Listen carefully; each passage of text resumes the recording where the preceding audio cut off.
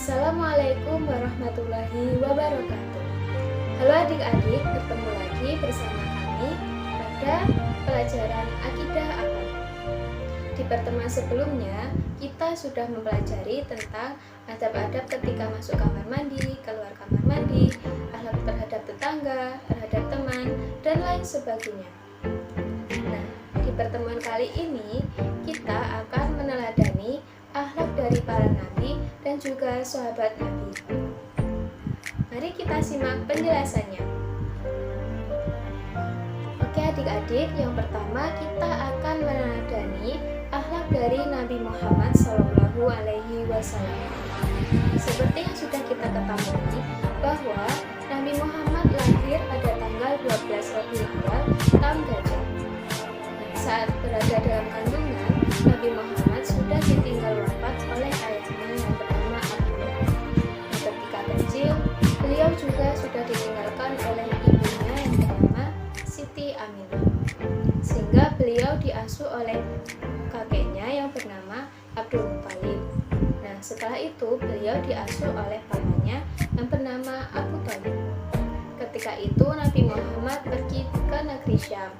Nah, di sana beliau bertemu dengan Siti Khadijah. Kemudian Nabi Muhammad bekerja dengan sebagai pedagang.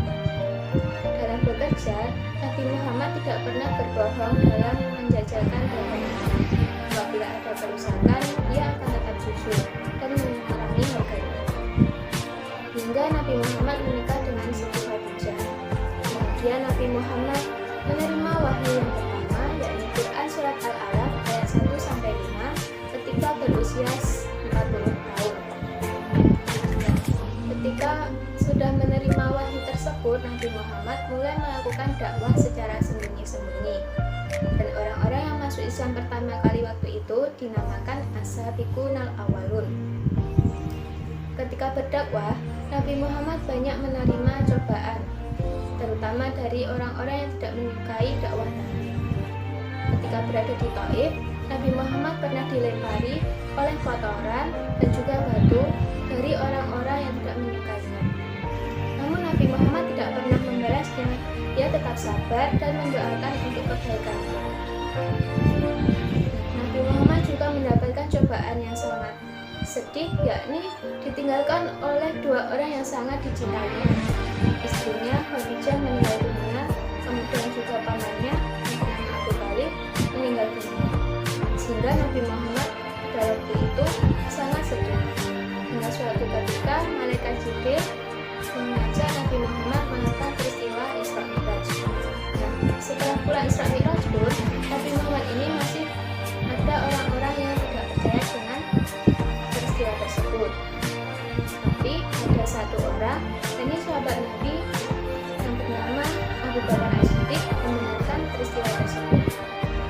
Nah, adik-adik, dari kisah Nabi Muhammad di atas dapat kita pahami bahwa yang pertama kita harus jujur dalam keadaan apapun, dan yang kedua kita harus menjadi orang yang amanah ketika sudah mendapatkan kepercayaan. Yang ketiga, kita harus sabar dalam menghadapi ujian, karena kita ingat bahwa Allah selalu bersama orang-orang yang sabar. Yang keempat, kita harus menjadi orang yang pemaaf. Dan yang kelima, kita harus teguh pendirian dan juga berjuang untuk agama. Baik adik-adik, mari kita simak kisah selanjutnya meneladani akhlak dari Nabi Nuh alaihi salam. Nabi Nuh memiliki masa dakwah yang sangat panjang, yakni 950 tahun. Tetapi jumlah pengikutnya tidak sebanding dengan besarnya masa dakwah beliau. Artinya, jumlah pengikut Nabi Nuh hanyalah sedikit, bahkan kurang dari 100 orang. Hingga suatu ketika Allah memerintahkan Nabi Nuh dan pengikutnya untuk membuat sebuah perahu yang sangat besar. Dan orang-orang yang tidak menyukai Nabi Nuh malah menertawakannya dan mengatakan bahwa mengapa harus membuat perahu yang besar di cuaca yang sangat panas begini. Hingga suatu ketika Allah mendatangkan azab kepada kaum Nabi Nuh yang tidak taat. Azab tersebut berupa banjir bandang yang menenggelamkan mereka. Sedangkan Nabi Nuh beserta pengikutnya yang taat selamat dari banjir bandang tersebut dengan menaiki perahu besar yang telah mereka buat.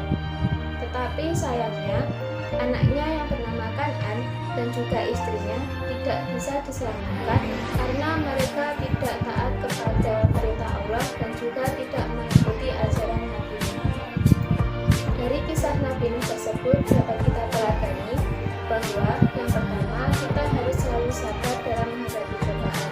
Yang kedua, pantang menyerah. Yang ketiga, ikhlas.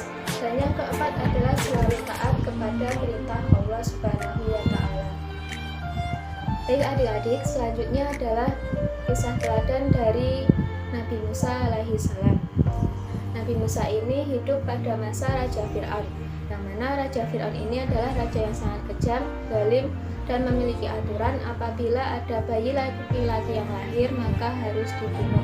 Sehingga ketika Nabi Musa lahir, sang ibu langsung menghamilkannya ke sungai agar ia selamat.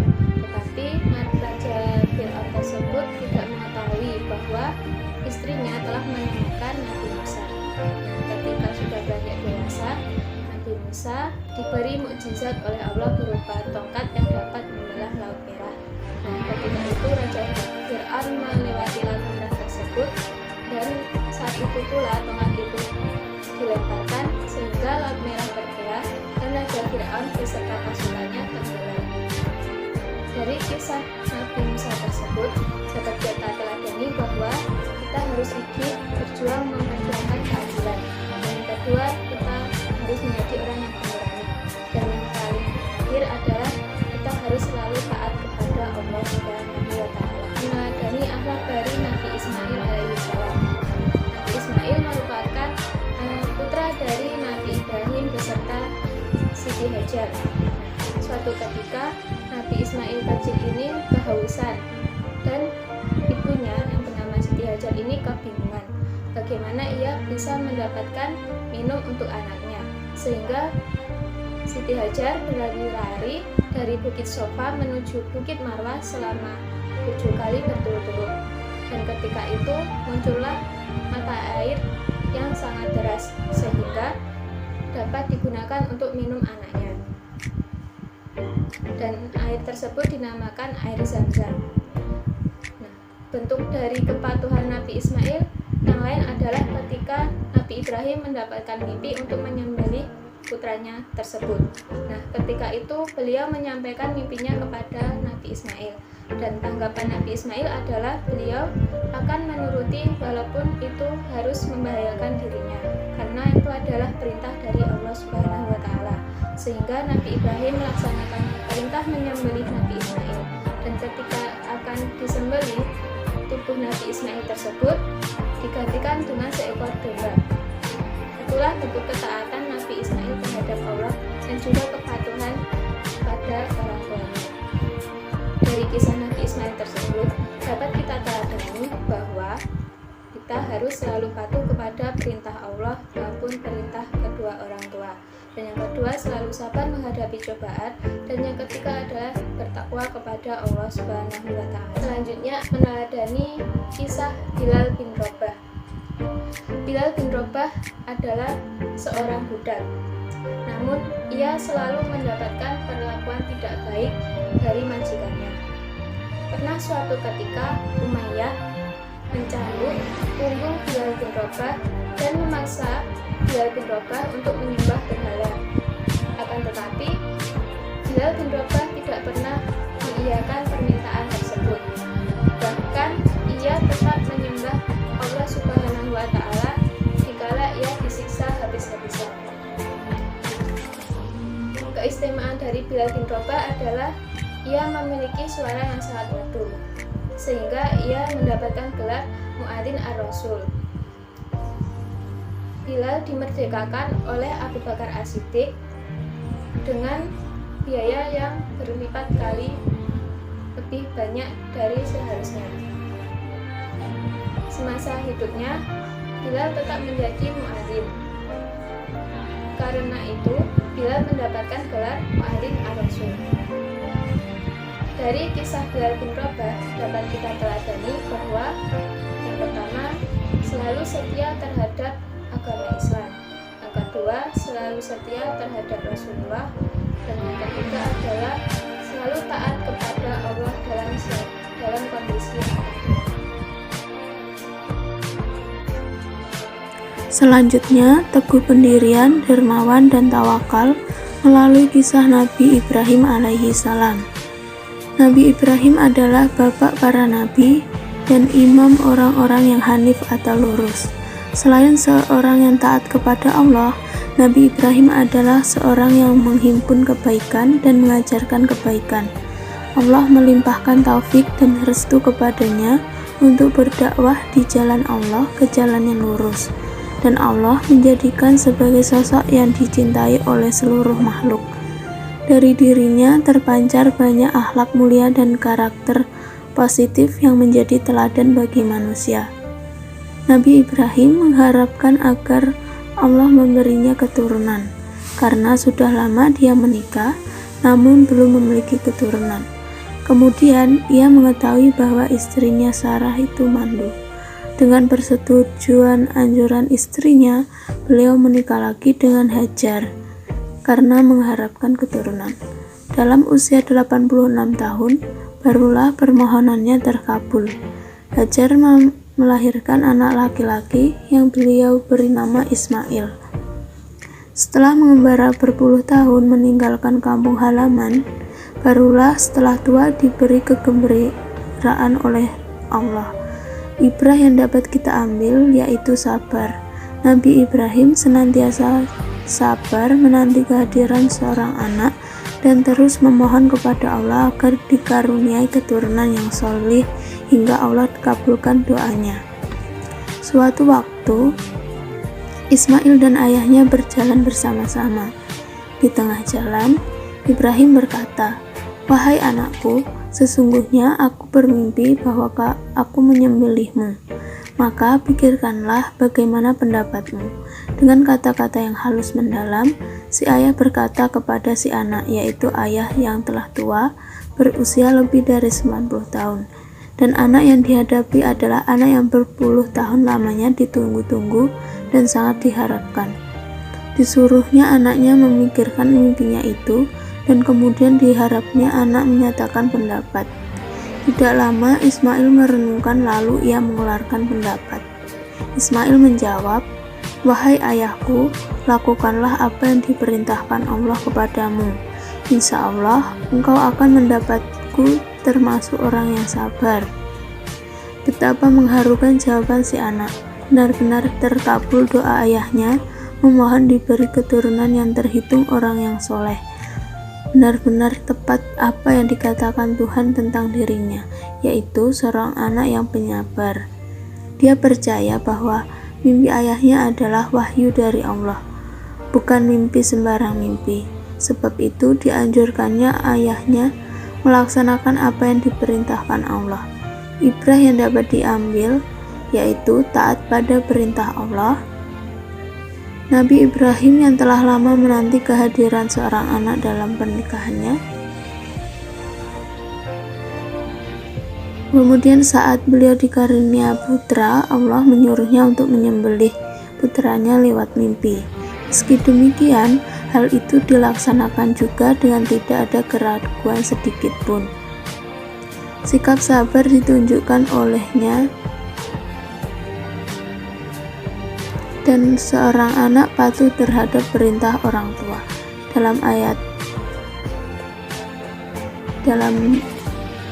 ini tertuju pada sikap Nabi Ismail yang menunjukkan betapa patuhnya ia terhadap perintah orang tua. Tatkala Nabi Ibrahim dan anaknya Nabi Ismail berserah diri secara penuh dan tulus kepada Allah Subhanahu wa Ta'ala, yang membaringkan anaknya di atas pelipisnya, sebagaimana binatang yang akan disembelih. Ketika itu terbuktilah kesabaran keduanya. Pisau yang demikian tajam atas kuasa Allah tidak melukai sang anak sedikit pun. Ibrah yang dapat diambil yaitu berserah diri kepada Allah. Selanjutnya, sabar dan taubat yang dicontohkan Nabi Ayub alaihissalam. Nabi Ayub alaihissalam adalah seorang nabi yang ditugaskan berdakwah kepada Bani Israel dan kaum Amoria di Haran Syam. Ia diangkat menjadi nabi pada tahun 1500 sebelum Masehi. Nabi Ayub dikisahkan sebagai seorang nabi yang paling sabar. Ia menjalani segala cobaan yang berat dengan sabarnya, mulai dari cobaan hilang kekayaan, hilang anak-anak, penyakit, sampai kehilangan atau ditinggalkan istri. Selanjutnya, menjauhi sikap durhaka kepada orang tua melalui kisah Kan'an. Kan'an adalah putra Nabi Nuh yang tidak mau taat terhadap orang tuanya, meskipun ayahnya seorang nabi. Nabi Nuh alaihissalam diangkat menjadi rasul ketika berusia 500 tahun. Namun, dalam dakwahnya selama 5 abad tersebut, beliau hanya mempunyai pengikut sebanyak 80 orang, karena kaumnya yang sangat sulit untuk diajak beriman kepada Allah SWT. Nabi Nuh berdoa agar Allah SWT menurunkan azab. Allah SWT mengabulkan doanya dan memerintah Nabi Nuh alaihissalam untuk membuat perahu. Rencana Nabi Nuh alaihissalam membuat perahu menimbulkan ejekan dari kaumnya karena menurut mereka sangat aneh membuat perahu besar di daerah yang tandus dan kesulitan untuk mendapatkan air. Ejekan terhadap Nabi Nuh alaihissalam bukan hanya datang dari kaumnya, tetapi putranya sendiri yang bernama Kan'an pun ikut mengolok-olok. Karena melaksanakan perintah Allah SWT, Nabi Nuh alaihissalam tetap mengerjakan pembuatan perahu itu hingga selesai. Setelah pembuatan perahu itu selesai, Allah SWT menurunkan hujan. Secara perlahan, hujan mulai menggenangi seluruh daratan. Namun, Kan'an beserta sebagian besar kaumnya masih tetap mengabaikan ajakan Nabi Nuh alaihissalam. Hanya kaum yang beriman yang mau masuk ke dalam kapal itu. Hujan tak kunjung berhenti, sampai akhirnya terjadi banjir yang sangat lebat dengan ketinggian air yang hampir sama dengan ketinggian gunung. Di saat itulah Nabi Nuh alaihissalam memanggil-manggil Kan'an agar bergabung dengan kaumnya yang beriman dan masuk ke dalam kapalnya. Dengan keras hati, Kan'an justru menjauh dari kapal Nabi Nuh alaihissalam dan berlari ke puncak gunung yang paling tinggi. Namun hujan semakin deras dan membuat air semakin tinggi hingga menenggelamkan gunung tersebut. Maka tenggelamlah Kan'an bersama orang-orang yang tidak mau beriman kepada Allah SWT. Kisah ini merupakan contoh seorang anak yang tidak patuh terhadap orang tuanya sampai celaka di akhir hayatnya. Peristiwa tersebut harus dapat dijadikan peringatan bagi kita agar jangan sampai menjadi anak yang durhaka terhadap kedua orang tuanya.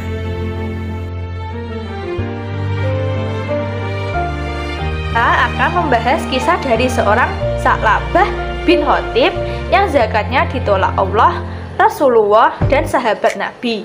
Kira-kira kisahnya gimana ya? Jadi, Sa'labah bin Khatib itu adalah orang miskin yang datang ke Rasulullah meminta agar didoakan menjadi orang yang kaya harta. Lalu Rasulullah bersabda kepada Sa'labah, "Hei Sa'labah, sedikit yang engkau syukuri adalah lebih baik daripada banyak yang tidak kuat engkau menanggungnya." Jawab Rasulullah. Namun Sa'labah ingin tetap bersikeras meminta sampai ia bersumpah, "Demi Allah yang mengutus engkau ya Rasulullah dengan kebenaran, sesungguhnya jika Allah mengaruniai harta kepadaku, pasti aku akan memberikan hak kepada setiap orang yang berhak menerimanya." Rasulullah kemudian mendoakannya hingga benarlah kemudian Sa'labah beternak kambing. Peternakannya berkembang sangat pesat hingga ternak kambingnya memenuhi beberapa kota di Madinah. Karena sesak, ia kemudian pindah keluar kota Madinah dan tidak lagi mengikuti salat fardu berjamaah dan sholat Jumat. Nabi bertanya dan mendapatkan jawaban dari sahabatnya bahwa Sa'labah telah kaya raya hingga hartanya tak termuat oleh satu lembah. Kemudian Nabi mengucapkan pada Salabah, "Oh celakalah Salabah," kata Nabi. Nabi lalu memutus kedua orang untuk menarik zakat pada Salabah. Namun Salabah enggan membayarkan zakatnya, hanya meminta sebagai pajak. Setelah lama, baru kemudian Salabah datang membawa zakatnya. Namun Nabi bersabda kepada dia, "Sesungguhnya Allah Ta'ala melarangku untuk menerima zakat darimu." Tindakan Salabah terus berulang kali dilakukan hingga masa kepemimpinan Utsman bin Affan. Kemudian dia meninggal. Kisah ini memberikan pelajaran bahwa kekayaan sejati jangan menjadikan kita lalai untuk beribadah kepada Allah Subhanahu wa Ta'ala. Banyaknya harta yang kita miliki adalah bukti rasa sayang Allah kepada kita, sehingga wajib bagi kita untuk mensyukurinya. Setelah tadi kita bercerita tentang kisah Salabah, sekarang ibu akan menceritakan kisah yang hampir mirip dengan kisah Salabah, yaitu kisah Qorun. Siapa sih Qorun? Qorun itu adalah seorang yang masih dekat dengan Nabi Musa, saudara Nabi Musa, seorang yang pintar dalam berdagang. Dia juga mendapat julukan Munawir yang artinya bercahaya. Qorun juga dikenal sebagai orang yang memiliki suara merdu kala membaca kitab Taurat. Atas permintaan Qorun, Nabi Musa mendoakan agar Allah Subhanahu wa Ta'ala melimpahkan harta benda. Bukan tanpa alasan Nabi Musa mendoakan seperti itu, karena melihat Qorun selama ini sebagai orang yang soleh. Alih-alih mendukung dakwah Nabi Musa, Qorun justru memilih menjadi pembangkang dan mendukung kekuasaan Fir'aun. Semenjak Qorun menjadi kaya, dia menjadi pribadi yang kikir dan sombong. Allah telah melimpahkan kekayaan padanya. Justru Qorun makin tenggelam dengan mengingkari Allah. Kekayaannya disimpan dalam gudang yang tumpukan kuncinya bahkan sulit diangkat oleh orang-orang kuat. Juga kadang-kadang Qorun bersifat kikir dan sombong kepada kaumnya. Qorun juga dikenal sebagai orang yang gemar pamer. Dengan penampilan penuh kemegahan, dia selalu berbusana mewah, lalu diiringi dengan 300 gadis-gadis pembantunya yang berbaju merah mencolok. Belum lagi ada sekitar 4.000 kendaraan yang menyertai di belakangnya. Banyak orang yang melihatnya menjadi iri dengan kekayaan Qorun. Qorun makin lepas kendali ketika dia menjadi kaya. Nabi Musa dan kaumnya yang tetap konsisten berdakwah kepada Qorun tetapi tetap tidak digubrisnya. Tertutupnya kebenaran dalam diri Qorun menyebabkan murka Allah dengan menenggelamkan dirinya serta harta bendanya ke dalam perut bumi. Oleh karena itu, dari kisah ini kita harap untuk membentengi diri kita dari sifat-sifat Qorunisme. Kita harus senantiasa berpegang teguh dengan firman Allah dan juga sabda Rasulullah. Nah, itu tadi pembahasan kita kali ini. Semoga bermanfaat bagi kalian semua. Sebelum itu, mari kita tutup pembahasan kali ini dengan membaca Alhamdulillahirabbil alamin. Sekian, wassalamualaikum warahmatullahi wabarakatuh.